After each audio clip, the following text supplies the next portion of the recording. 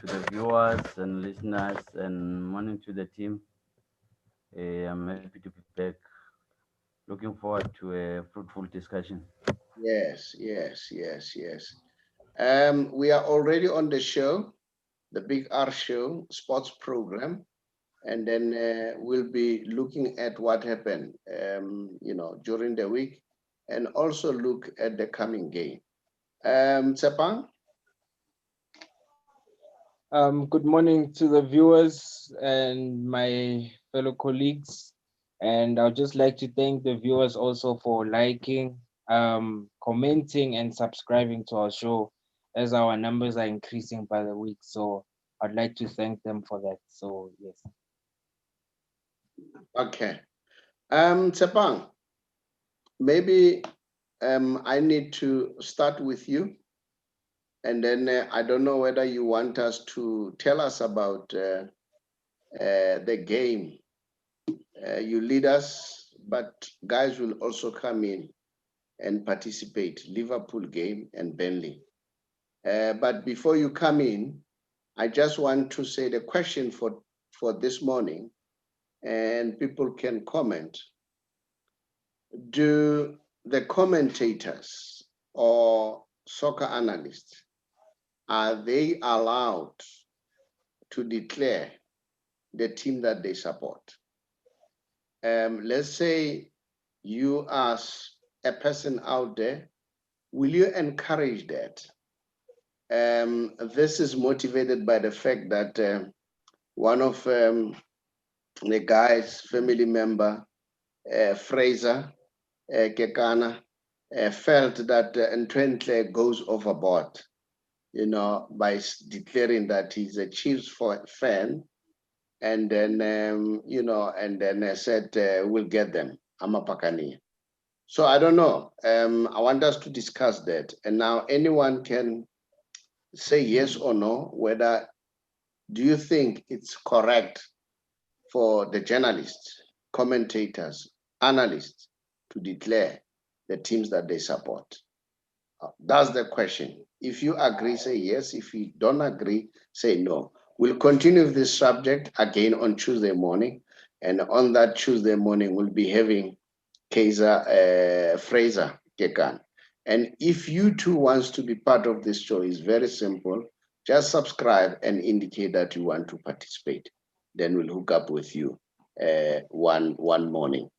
Guys, let's get started. Tshepang?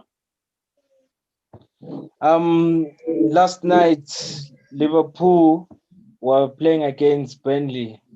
It was really very tricky for Liverpool. I could say that it was a must-win game for them. So the results turned out Burnley won the game 1-0 through a penalty during the last minute of the game.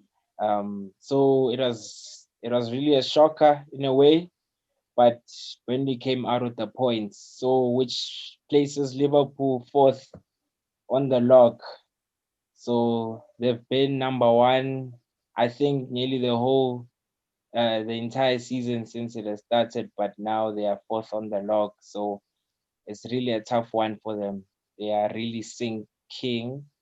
It's not a bad thing that they really they're not really going that much down, but they are really sinking compared to the other teams that they are really coming back and they are on form, but they're the ones that are sinking at the moment. So yeah, so that's how it turned out last night. Mr. Mkhonza, what's your take? On which one, Saubrey? On the one you started with, or Liverpool one? Sorry? The Liverpool one. Oh, okay. No, I think I think Tshepang has touched on it. Liverpool's record of unbeaten at home was broken yesterday, and they had just a long stint of not losing any game. So yesterday, but I like the comments of the coach. You see, on the day, if your tactics never worked, or you come up and say, no, I take it to myself, and because of the tactics applied on the day. But it was a very interesting game because I think mind-wise, this thing played to them, that at least Burnley will actually strongly come to them, and it played to them. You look at the way the penalty happened. The player could have actually maybe took a shot and did, or look at another person on the sides, but because of the pressure they were putting, he had a belief that anything, once I'm inside the box, anything can happen. And that, remember, it happened, it was about, I think, 89 or 98 minutes, because after that it was 4 minutes for the extra. So the player knew that anything could happen, and that was the only chance for them to actually steal it from Liverpool. So I think, but if you ask me, it's just that their broken record uh, of winning their games is broken, but they're still there. Mm, They're still there. They can still make amends, and the league is still a long way to go. mm. It's a marathon, as usually as they say. I like when you say you're encouraged by the coach. Jurgen Klopp is one of those coaches who's oozing with confidence, always happy, bring a very good atmosphere, and he's always smiling. And no wonder he's so successful, because success is not only being brought by, tactics only. The atmosphere is very important. When the players see that he takes the responsibility. Remember, responsibility is one of our positive R words. Taking the responsibility, not shying away, and then don't wanting to blame other players. And for me, that's what a coach should do. I think he's one of the best coaches. He still has a long way to go, because I'm sure he's still very young. So in few years to come, Jurgen Klopp will be in the league of Mourinho, winning titles just like Mourinho, because Mourinho has won many titles. Your Alex Ferguson, so he will finally be there. Pep Guardiola and so on. Jackie, what's your take? Did you watch the game or not? And then while we are still there, probably we can even discuss the upcoming game of the FA Cup while we are still talking English football. Jackie, do you want to say something? Yeah, I didn't have an opportunity to watch that game, but looking at the highlights and then listening to what my colleagues are saying, I would agree with them that, you know what, one thing for sure, I can see that there is a shift of power in terms of in the English league. There's no more easy games here. So I like it like that, because it mustn't be like last year or last season, whereby you find that now Liverpool is opening that huge gap, and then teams cannot be able to reach that particular that huge gap of points. It's good what is happening at the moment. At least they've lost one, and then it means that now the competition is there.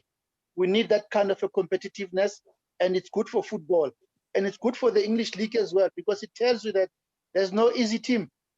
There's no easy team there. Everyone is fighting. It's the same with our league as well, which I will talk about in a short while. So we are in for a big good games, especially in the teams like your Liverpool. And if you look at Man U as well, they are doing very well. If you can check in the last 5-6 weeks ago, they were down there. They were like Kaizer Chiefs, but now look at them right now. Man United, they're right on top right now. So it's a very good kind of a competition that we're seeing this season in the league. And then coming back to the issue of the coach, Jurgen Klopp, I agree with you, Tau, 100%. He's a very good motivator. I've never seen him angry, not even by a chance. Whenever everything happens, he's keeping that smile. That is very good for creating a positive kind of an environment for your team to be able to perform. And I would like to give him a big hand of applause for that. He's teaching us so many things that in life you don't have to be grumpy or anything like that. You just have to keep that smile. Everything will follow. Thank you, guys. Are we seeing the crumbling of Liverpool? Remember, they are not doing well as we speak. Yes, they are among the top teams now in the league. If I'm not mistaken, they are also not in the Champions League this time. And then we don't know what's going to happen tomorrow when they play the FA Cup. So now, if they are not in the Champions League, and then the league is slipping away, although there's a long way to go, are we going to see a scenario whereby Liverpool is going to be an underperformer? Remember, Liverpool used to be one of the best teams. In fact, Liverpool and Man United are the most achieved team in England. But there was a slump at some point for almost 20 years. I think in between there was Champions League, but they struggled a lot. And Jurgen Klopp was reviving them, and they won another Champions League. They won the league. So are we seeing the deteriorating or Liverpool going down? Can this be attributed by the fact that Van Dijk got this horrible injury? Anyone can come in as far as that is concerned. Mr. Mkhonza? Mr. Mkhonza? So, as I indicated, it's just, I think there's a saying that goes by, every dog has its day. So it's just a slump. I don't think we at a stage, or they're at a stage where we can declare them as having lost the plot, and it's just a slump. I think, like I said, luckily they're participating in the league where it's a marathon, so they may have slipped out there and there. And in terms of the injury, I've said it before, it's one team because of the way the coach treats the players. Everyone who gets a chance, given an opportunity to play, wants to do, and it gives a headache to him. So I don't think, by not having some of these players, actually, because you watch how, actually, I made an example the other point. There was a lot of discussion of uh, not playing Salah and the other and his partner in the same game, but at some point he changed. He was benching one and letting other one come at a later stage, and still you can't please Morova supporters. But I know that guy. You One thing for sure, he's got that attacking mentality. Every player that is given a chance, they want to prove a point. So I think they'll come right. Okay. All right, let's move on, guys, to the upcoming game, FA Cup. Tshepang, just lead us. It's again a clash between the two teams, Liverpool versus Manchester United, in the fourth round of the FA Cup on Sunday. So here there's no draws. Either one of the team needs to win and go through to the next round. So it's another test again. I don't know, the previous game, as we spoke about it even last week, it was too technical. I think both teams are ball players, who could say they've got ball players. They both can play, but we don't know what happened during that last game. It was too technical, but right now I think they can't use the same approach.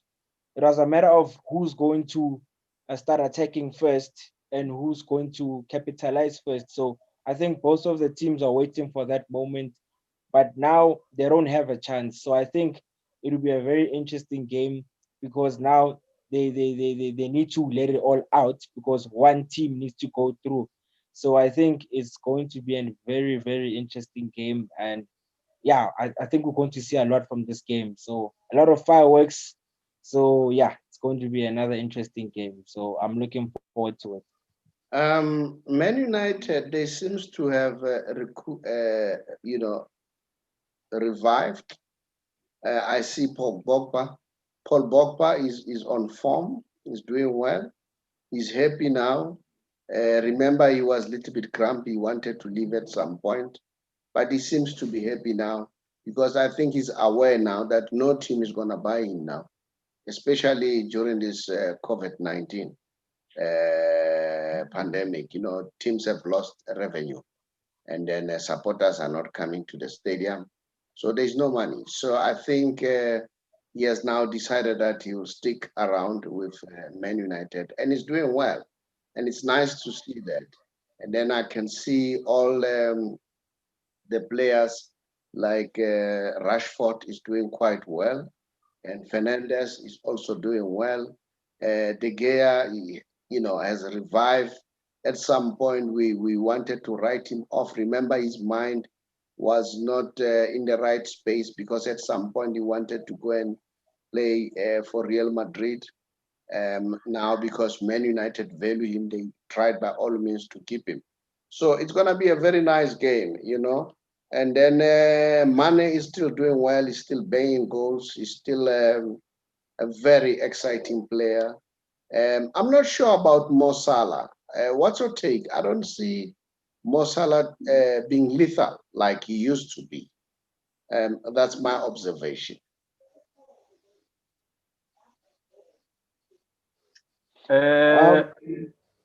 Anyone? Okay. Tshepang, coming. What's your take of Mo Salah? I feel like the Mo Salah situation, players, it's a matter of consistency. It's these players need to start coming to the party. I mean, like it's a matter of consistency.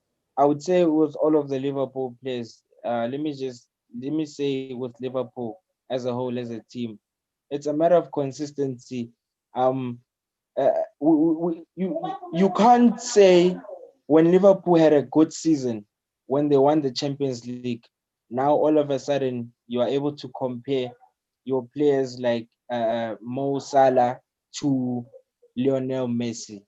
For someone who has been consistent for the past 10 years, and then you have one good season, then you start comparing yourself, you start comparing him to one of the best, to one of the greatest footballers on this earth, let me say, and then you come back the following season, then you don't give us that performance, and then why do you expect us to think about you or say about you? So it becomes a problem. I think people should start viewing this thing differently because it doesn't mean when you have one good season compared to the other seasons that you still give us the same that you have given us the previous season, and then yet you go around and start, well, let me say the media will start boasting around saying that you're the best player in the world or comparing to, let me say, Lionel Messi and Cristiano Ronaldo, that you are amongst the greatest or you better than them.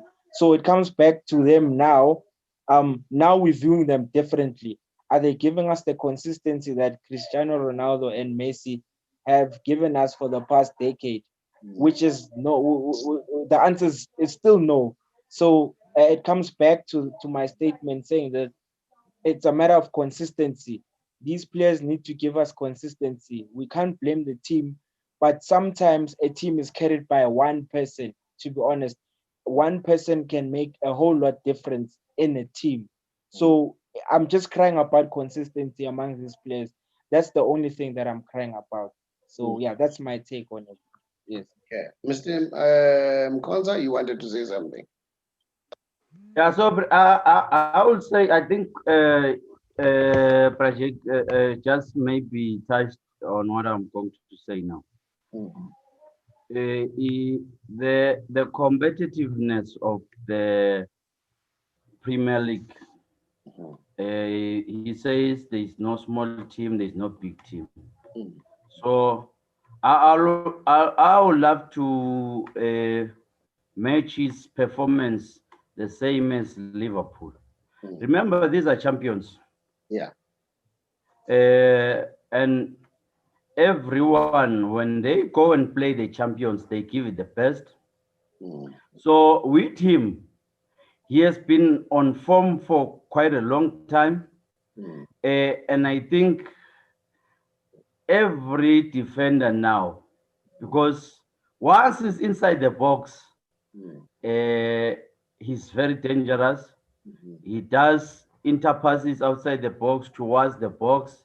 So I think as games come, every game, there is a planning that happens around him. Mm. The only thing that maybe I'll agree with Tshepang is when, which is I think himself or his coach or the technical team has to advise him on. Mm. He gets frustrated if he's given someone to say, if he goes to the toilet, you Mhm. move with him. If he comes back, you move with him. He Mm. gets frustrated, and that takes him out of the game. I Mm. think it's one element that he must just improve on, because he's a team player. He can do interchange, he can do passing, he Mm. can be selfish sometimes, but there is one element. If you give one player one responsibility, you move with him, the whole he gets frustrated. Mm. Mm. All right, let's hope the best team will win. And then the good news, Arsenal is doing well. They've won 3 games in succession. And then they are climbing the ladder. I know that they're still down there. They are not within the championship brackets, the Champions League brackets, but they are coming. And then I see Leicester City. They're still doing well. Um, but let's move on now. We watched the game last night of Barcelona and the team it's a third tier team, and Barcelona won that game by luck. They were playing very well, but unfortunately, Barcelona don't have finishers. The finishers, Messi, um, Ansu Fati, Griezmann. I don't know. He has lost his touch. He has lost his scoring boots, but he was playing very well, to be fair. And the biggest news that we're supposed to talk about is the goalkeeper of the team, Collier, that was playing Barcelona. That guy stopped 2 penalties. 2 penalties to a point whereby all Barcelona players were congratulating him. Ter Stegen went further and gave him his jersey. He was on top of the game.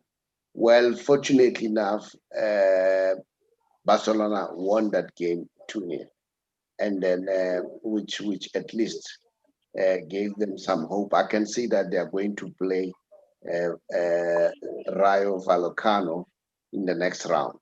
So those are some of the things. And now let's come to the local team, local football, before I go back to the international football. Jackie, I know that you can be quiet when you talk international, so I don't like you being quiet. But nevertheless, I want us to discuss that little subject.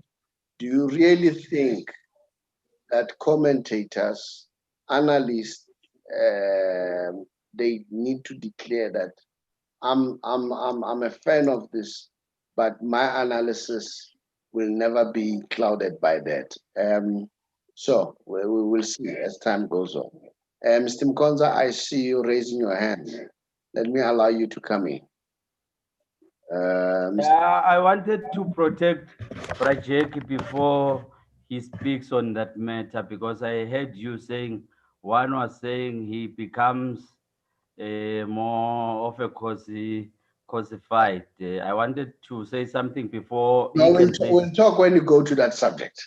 I want him to speak about local football. We'll go to that subject. I was just reminding the viewers that what are we discussing today? And Oh, okay. they can continue to vote whether they want the commentators, the analysts to declare. Do we have to know that this is the team that you support? If you agree, you must say yes. If you don't agree, say no. All right, Jackie, local football.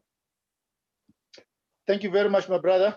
Yeah. We've got a very, very interesting kind of a feature starting from the 23rd. We've got Mamelodi Sundowns playing against Moroka Swallows. That one is a big one. I mean, number one is Sundowns, number two is Swallows. So it's a very big game for tomorrow between Swallows and Sundowns. However, if you look at the history, just a little bit, the last games of these teams, Sundowns played a draw of 0-0, and then Swallows as well played a draw of 1-1. So if we move on to the next fixture, we see Black Leopards, who lost over the week during the week. They lost 2-0 in an away game. No, they were beaten at home, sorry. And then they are playing against Chippa United. Baroka won their away game, and they'll be playing against Amazulu, who drew their away game 1-1. And then we've got Stellenbosch FC that lost 3-2. And then they'll be playing against Kaiser Chiefs Amakosi. That game is taking place at 5 o'clock tomorrow. And then another game for tomorrow will be Maritzburg United playing against Orlando Pirates. The inconsistency that between these two teams, it's amazing. Remember, Maritzburg now, they are under the guidance of the mentorship of Ernest Middendorp, the former Kaiser Chiefs coach. And these are the two Germans who are coaching these two teams. So we're gonna see the mentality of the Germans. How do they do their thing? Very interesting kind of a feature as well. And then on the 24th, which is on Sunday, we've got another feature. TTM will be playing against SuperSport United. It's not good. It's not looking good for TTM, and I hope something drastic can happen.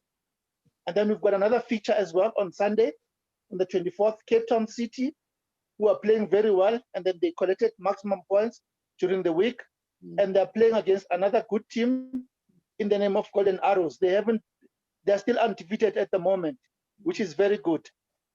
And then on the 26th, I think that could be on Tuesday, if I'm not mistaken, Orlando Pirates will be playing against Galaxy, TS Galaxy.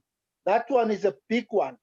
Remember that the former coach of Orlando Pirates, that will be Owen Dagama. He is now coaching TS Galaxy. And the former striker of Kaiser Chiefs, Sean Bartlett, he's the assistant coach. So we're going to see a very good game in Orlando Stadium on the 26th at 5 o'clock. And then another game as well, which is a Hamdinga. Kaiser Chiefs Amakosi will be playing against Baroka. Remember, it's a matter of revenge. Baroka denied Kaiser Chiefs the league to win the league last season. So it's going to be another Hamdinga. Then another last fixture I've got here. On the 27th, Bloemfontein Celtic will be playing against Chippa United, and then Black Leopards will be playing against Mamelodi Sundowns. Okay. In a nutshell, those are the features for the weekend. I want us up to Tuesday. Okay. I want us to talk about Mamelodi Sundowns versus Moroka Swallows. I think this is the biggest game this coming week. Absolutely. It will be injustice if we don't talk about that. Yes. Because they are neck on neck, as far as the league is concerned. So I don't know. Mr. Mkhonza, I see that you have done the disappearing act. Can you come in? I want to start about the Mamelodi Sundowns versus Moroka Swallows. Brother, it's going to be a very interesting game. The Sundowns and it's going to be very tactical, and I'm not in any way undermining the Swallows coach in terms of the aspects and tactical. But if you actually, or if I would just speak my mind, forget the three guys from Sundowns. I'll take one of them maybe. If you say Mangoba against him, if you say Steve against him, let me comment about Rulan. But the two that I've mentioned, if it was 1-on-1, but now you've got him against three, I think on the day it will be an interesting match, but I feel Sundowns will go through because of the. Remember, in the current status, Sundowns are able to change the gear in their play while it's still in motion. So technically, the voice swallows play and how they react to situations, dead ball situations, and others. But I don't think Sundowns will have difficulties in actually winning the game. And I give it to Sundowns to win. I wish Mangoba was here and Paige so that we hear their views. Tshepang, what's your take? Who's gonna win between Mamelodi Sundowns and Moroka Swallows? Mr. Mkhonza raised a valid point, saying that it's going to be a very technical game, which it is, to be honest. But I foresee a draw in this game. This is how I feel about it. When I check I could say the current play of of both of these teams and even the last few games, I foresee a draw in this game. It's going to be too technical for me. This is how I see it. It's either 1-1 or 0-0, but I just see a draw in this game. But it's going to be an interesting but technical game. So that's my take on it. So yes. Jackie? My brother, if you look at the log, at the log table at the moment, both teams have played 12 games, and then the goal difference, it's slightly by 5. Sundowns, their goal difference, they scored about 14, and then Swallows 9, and then their points, they are both having 26. I can tell you right now that Mamelodi Sundowns is going to lose this game by a 1-0. There's a striker there at Morocco Swallows called Hamaldin. He's deadly, my brother. In 10 games, he has scored 11 goals already. So he's such a very good striker. If you look at Sundowns right now, I think they've lost some momentum, their sharpness. They're not as sharp as when they started. They're not as sharp as like that. Now, what is basically happening is that you can score them, but initially you couldn't score them. You can score them and they can be easily punished. They are very predictable right now. So I foresee Swallows winning that game, because if you look at their last 2 games, Sundowns didn't win those games. It was a draw. Actually, the game against Bloemfontein Celtic, they should have lost that particular game by 1-0. Unfortunately, the referee saw it otherwise. So I foresee Swallows winning this game 1-0. Come Monday, the Bears will be flying to the top of the log. How about people saying, sometimes everything is psychological. Sundowns, they've done well against Moroka Swallows. They've done well against Kaizer Chiefs. They've done well against Orlando Pirates. They are from Glad Africa, and they see themselves, pitting against Mamelodi Sundowns when it comes to number 1 position. Don't you think that motivating factor might spare the players to really think that we go for the kill? Let's kill all these giant teams. I'm not saying that's what's going to happen. I'm just saying, don't you think that might be an element?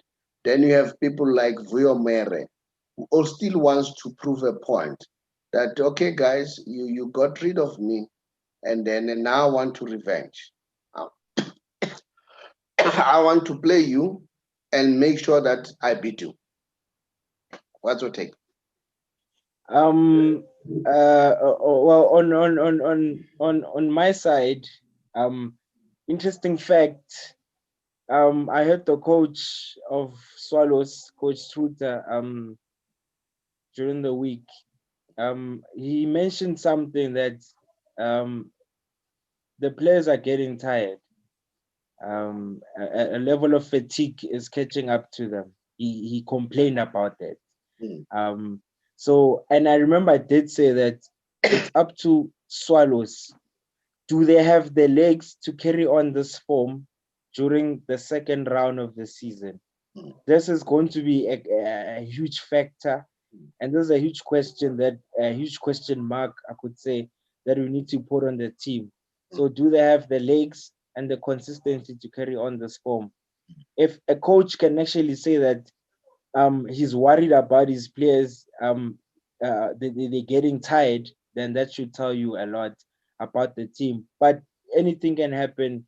It's up to the players. I mean, like, if they are willing to fight it out in the jungle, and if they are warriors, then they can go all the way. It's all up to the players. So that's why I'm saying consistency will play a role in this factor. So yeah, that's my take on it. Guys, we haven't said much about SuperSport United and their number 3 in the lock. I want us to touch a little bit. What's your take of SuperSport United? I think SuperSport have been doing very well.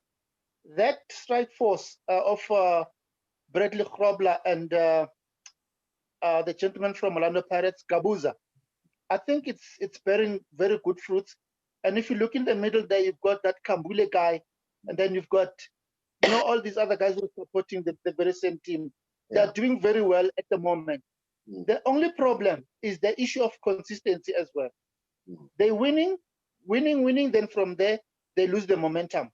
This past game against Amazulu, they were not deserving that particular point. Amazulu were on top of them. Even the penalty that they got, or that was considered by Amazulu, for me, it was a soft penalty. So they didn't deserve that penalty. Amazulu were so unlucky. Amazulu were on top of them. I don't see SuperSport winning. It's still early though, yes. But the momentum that they are losing at the moment, I don't see them as a good candidate for the championship. Let us move on to our top big teams in terms of tradition, in terms of supporters, in terms of probably sponsorship, history. I'm referring to Orlando Pirates and Kaizer Chiefs. Orlando Pirates. I want us to talk about Orlando Pirates. I see that Orlando Pirates has played 12 games. They won only 4. All right. And then they've drawn 6, they've lost 2. And that doesn't mean that they've done well, they've done bad. If you look at the team on top, which is Mamelodi Sundowns and Rocco Silos, they've won 7 games, which is just 3 games difference. And then they've drawn 5. So Pirates have drawn 6. So what do you want to say about Orlando Pirates? Well, let's look at their goal difference first of all. They've scored 13 goals in these 12 games. On average, it means they're scoring one goal per game. And then they've conceded 10 goals. So which tells you that there's a problem in the defense. If you don't shut the door, definitely there will be a problem. I think the problem here lies with the selection of the scheme, especially the defense. I'm still repeating, you cannot play Hlachwayo and Happy Jele in the same game. I don't think that combination is working so far. I think it's all about the tactics. And I like it because Tshepang also spoke about consistency. There is no consistency within Orlando Pirates. I see that, out of those 12 games that they've played, they've only scored 12 goals, 10 goals. And remember that Orlando Pirates just signed another striker from Zambia, Makusu. They signed that particular striker, but I haven't seen much from him as yet. And if you look at the last game, against the Black Leopards. It was their shadow. They were just chasing their own shadow. So something is not right with Orlando Pirates. Mentally, their mental aspect, they are not fit as yet mentally. I think the coach must do so much in terms of the mental aspect on the team. Mr. Mkhonza?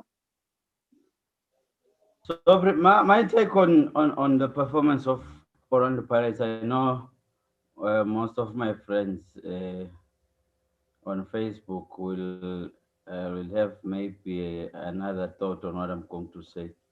But my take is there is one important aspect of the game that is lacking from Orlando Pirates. Be it the technical team or the players themselves. Focus. They easily lose focus. And it goes further to the players. They get excited easily like kids. In a game where they are on fire and they doing good, end up winning the game, I don't know what happens. Like I said, they lose focus. The excitement to them, I don't know. It has no switch over because it's like it continues wire, and then if they come to the next game, you'll expect them to perform better or same as the players they lose or they draw. So I think focus. Somebody needs to work to their minds to say it's a long journey, and professionalism doesn't allow that lapse of saying you win, you get too excited. It's 98, it's 90 minutes. After the game, you celebrate for that while, man of the match, and the coaches congratulate you. You back on Monday, training ground. You forget about what happened last week. You move on to and prepare for the next game. That element is it's I'm not sure because you in a team you then look into the old players to say, guys, focus. That's why if you those that will watch Kune, I don't know before he did this, there was a time always when Chiefs was had that length lead. He used to use these things of uh, uh, please, he will do this to his players, whether they're winning or they're under pressure. Uh, I'm just worried about that aspect, Saubrey. They lose focus easily. Actually, I say it again. They get excited easily like kids. Okay. We need to do justice to all the teams. I think on Monday we'll look at other teams, TTM and others who are right at the bottom. We still have the Golden Arrows. We still have to look at them and analyze them, Amazulu and so on. And then now let's move on to Kaizer Chiefs. I don't want us to spend too much time on Kaizer Chiefs, guys, because most of the time we talk about Kaizer Chiefs. What's your take about Kaizer Chiefs? Are you happy now with the way things are proceeding as we speak? Oh, yes. Okay, go for it, Mr. Mkhonza. Okay, let me start, Saubrey. I think I don't want to say they've actually turned the corner, but there's only one element that I've always cried about, of which we've just added in few young players, and the other team players are the same players that we actually nearly won the league with. The only problem I had was going to the field without a purpose. But what has changed now? Every game you see, there's something within the players that we want to go and play, we want to do something, and it's a mind change. And I like that one because it actually you do self-introspection, because they were just playing for the sake of playing, and you could see the energy is not there. But of late, you're seeing something, and like I said, I don't want to say they've turned the corner yet, but at least they play for a purpose. Okay. All right. Tshepang, I'll pass by and move on to the next aspect. Guys, just introduce this subject. I don't want you to say much. On Monday, we'll discuss in detail. But I'll start with Tshepang first. Do you really think it's the journalists, commentators, they need to declare the team that they support? Tshepang? Yeah, I feel like there's a need of it. I think everyone is entitled to say what they actually support, and if, well, people should know what they actually support. I mean, even coaches and certain soccer players, they do tell you that he plays for Pirates, but he can tell you that I'm a Kaizer Chiefs fan, to be exact. I grew up supporting Kaizer Chiefs, but I'm just playing for Orlando Pirates. So it doesn't mean that we should actually view you in a different way. As long as on an analyst point of view, as long as, I mean, like, I can say yes, I support Kaizer Chiefs, but when I give out my analysis based on games, if it's a whole different story, then I guess you're on the right track. It's not like we are biased or anything, but for us to give out facts as analysts, yes, we'll give the truth and give facts and give credit where it's due. But it doesn't mean that when I talk about something positive about Kaizer Chiefs, because I'm a Kaizer Chiefs supporter, then I'm being biased now. No, if there is something positive to say about Chiefs at that time, we will reprimand it and we will encourage it. So yeah, that's my take on it. All right, we'll talk about it in detail on Monday. Because I would have invited Fraser Kekane, who feel very strongly that journalists, soccer commentators, they need to be neutral, because they become biased. We'll talk about that. And then, guys, I think we've done enough for today. But as you know that before all the time that I close, I always want to give you facts on Lionel Messi and Cristiano Ronaldo. That's very, very important. The facts are saying, of which we don't hear people talking about this. For the past 6 years, Ronaldo has never been the top goal scorer in a domestic league, in any domestic league for the past 6 years.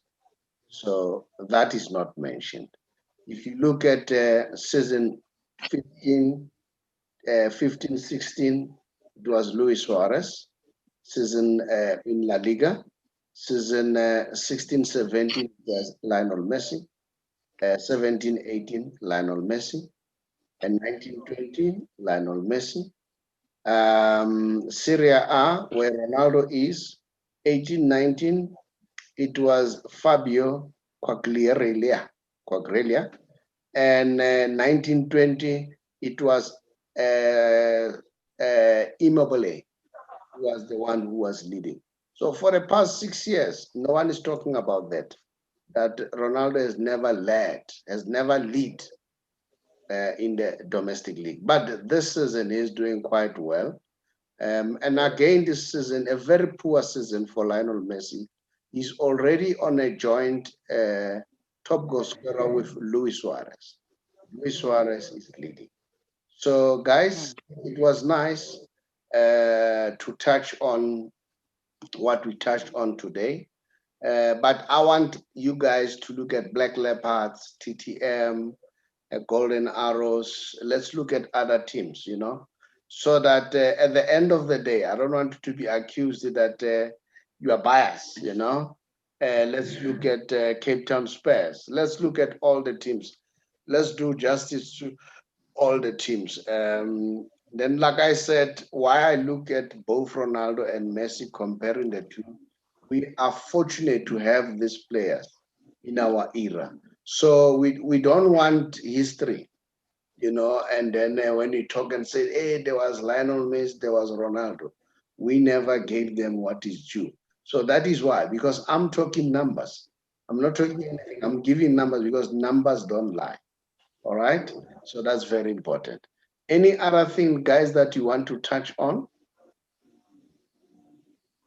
Any other thing that you feel like touching on before we close? No, not on my side. Not on your side. Definitely, are you happy? Mr. Mkhonza, are you happy? All right.